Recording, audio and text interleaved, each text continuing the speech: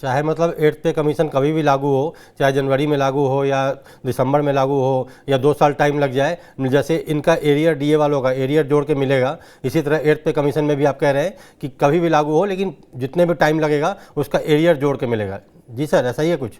बिल्कुल बिल्कुल। जी, तो चलिए ये ये तो एक राहत बहुत की बड़ी बात है। राहत जिसे जी, ये तो बिल्कुल राहत जी। की बात है। सर इसमें एक चर्चा और हो रही है फिटमेंट फैक्टर की। ये फिटमेंट फैक्टर क्या होता है और ये कैसे डिसाइड किया जाता है सर? इस पे कुछ बताएंगे? 8th पे कमीशन में जो सबसे ज़्यादा चर्चा हो रही है इसी बात की हो रही है। मैं वही बता रहा हूँ ना कि भाई जी। अभी जो आपका बेसिक है जी। 18,000, मतलब निचला है तो जी। 55% अभी है। जी। तो ये आपके दिसंबर तक होते होते ये 60% की उम्मीद है। जी। तो 60% डीए उसमें मर्ज करके उसके जी। ऊपर कितना लोड और लोडिंग जो है हुई जाती है, जी।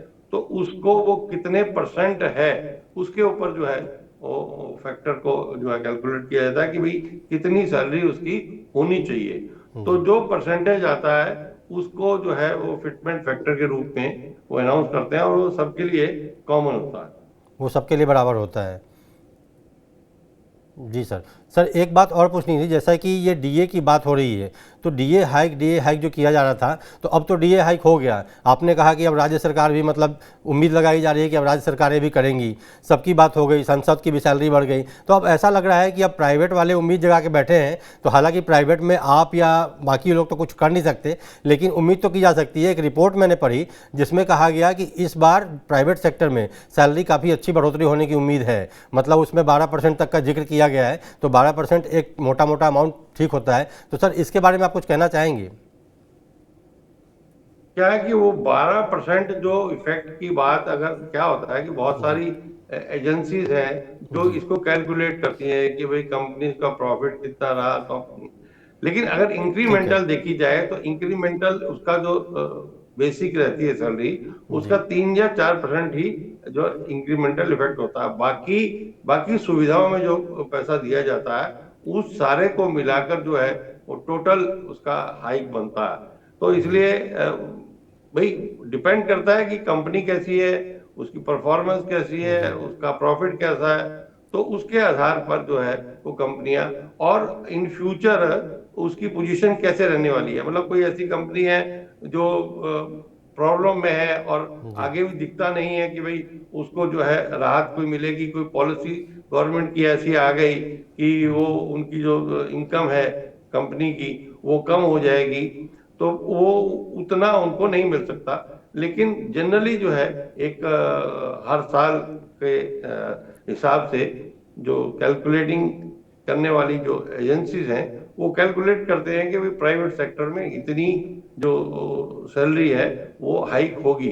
तो इतनी 10-12%, 15% हाइक तो होनी ही चाहिए, जी। क्योंकि प्राइवेट सेक्टर जो है उसके अंदर बहुत सारी चीजों की आपको गारंटी नहीं रहती कि जी। भाई आपकी जॉब की गारंटी नहीं रहती, जी। भाई आपका टर्म बेस्ड जॉब रहती है, कहीं सिक्योरिटी कॉन्ट्रैक्ट मतलब बेस्ड उतनी नहीं जॉब होती रहती है। सरकारी की तरह से।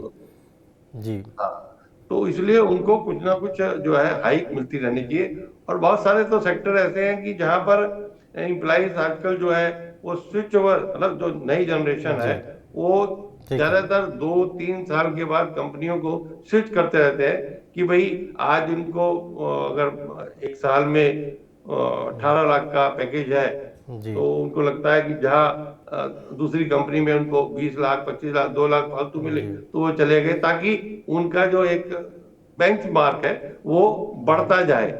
और वो ये भी डिपेंड करता है कि उनका जो स्किल है उसकी कितनी डिमांड है। जी। अगर किसी स्किल की डिमांड मार्केट में कम है तो उसको जो पैकेज मिल रहा है जी। उसको वो उसी पर सेटिस्फाई रहता है, क्योंकि उसको पता है कि अगर मैं स्विच करूंगा तो मेरा जी सर, जो थोड़ी सी समय की वो कमी है इसलिए आपको कम हो रोकना जाएगा। चाहूँगा बीच में। तो उम्मीद करते हैं सर कि सरकारी कर्मचारियों की बढ़ गई, सांसदों की बढ़ गई, तो अब प्राइवेट वालों की बारी है, तो उनको भी जल्द ही खुशखबरी सुनने का मौका मिल सकता है, क्योंकि अप्रैल आने के बाद सैलरी का सीज़न शुरू हो सकता है।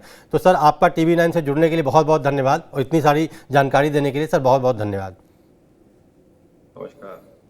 जी, तो ये थे अश्विनी राणा जी, जिन्होंने बताया कि कैसे कैसे सैलरी कैलकुलेशन होता है, क्या होता है, डीए का कैलकुलेशन क्या होता है। तो अब प्राइवेट सेक्टर वालों ने भी उम्मीद छोड़ी नहीं है, बल्कि उनकी उम्मीदें और बढ़ गई है। तो देखना होगा कि अब प्राइवेट सेक्टर वालों को कितनी खुशी मिलती है। ऐसी ही खबरों देखने के लिए जुड़े रहिए TV9 के साथ।